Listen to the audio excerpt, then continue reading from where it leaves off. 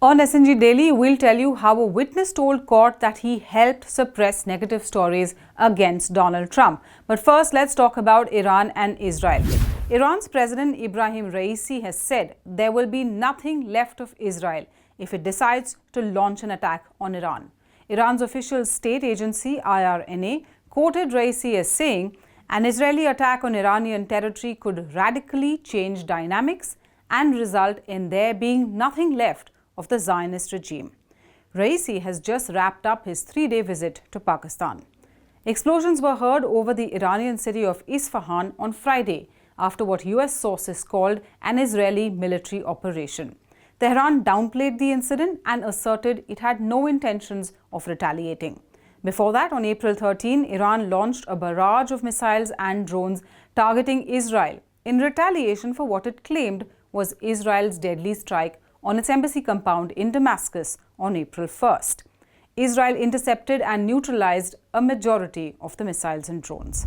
Moving on to the Donald Trump story now, David Pecker, the first witness in Donald Trump's hush money trial in New York, has said he used his tabloid to suppress stories that could have hurt Donald Trump's 2016 election campaign. Pecker was the publisher of National Enquirer, and he said the tabloid paid at least 2 people who were peddling stories of Trump's sexual misbehavior but never published them. The tabloid also paid a sum far in excess of what normally would have been paid for such stories. Pecker said he took the call to bury the stories after a 2015 meeting at Trump Tower, where he told Trump he would publish favorable stories on him.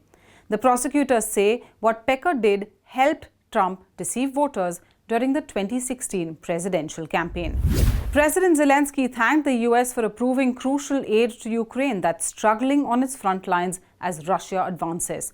The $95 billion aid for Ukraine, Israel and Taiwan cleared the Senate with an overwhelming majority of 79 to 18 votes.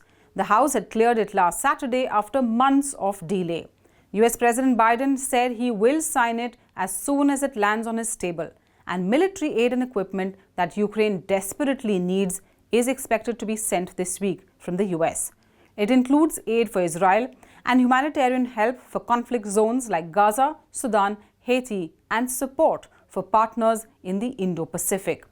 The aid package also passed a bill that could block popular social media platform TikTok in the US if its Chinese owner ByteDance doesn't divest from the company in 1 year's time. Hours after the United Kingdom cleared the Rwanda bill that will deport migrants seeking asylum to Rwanda while their appeal is pending, 5 migrants died while trying to cross the English Channel. Among the dead is a 7-year-old girl. The French Navy rescued 49 people, but 58 others refused to disembark, choosing to continue their dangerous journey across the Channel.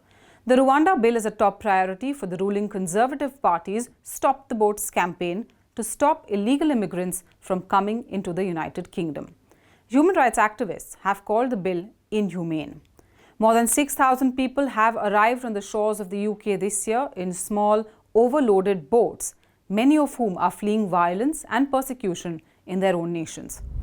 In his first trip to China since the spy balloon incident that increased tensions with Beijing, US Secretary of State Antony Blinken's trip aims to boost ties between 2 global superpowers as disagreements remain. Blinken starts his visit in Shanghai, where he will meet business leaders, and then head to Beijing to meet his counterpart Wang Yi, and a likely meeting with Xi Jinping. The visit is the latest in the high-level contact between the 2 nations, after relations took a major hit early last year. The visit coincides with the US Senate clearing a massive aid package that includes additional funding for Taiwan. It also includes a push for ByteDance to divest from TikTok or face a ban in the US. It also comes less than a month before the inauguration of Taiwan's new president, Lai Ching-te, who China has called a separatist. For more such videos, subscribe to our YouTube channel.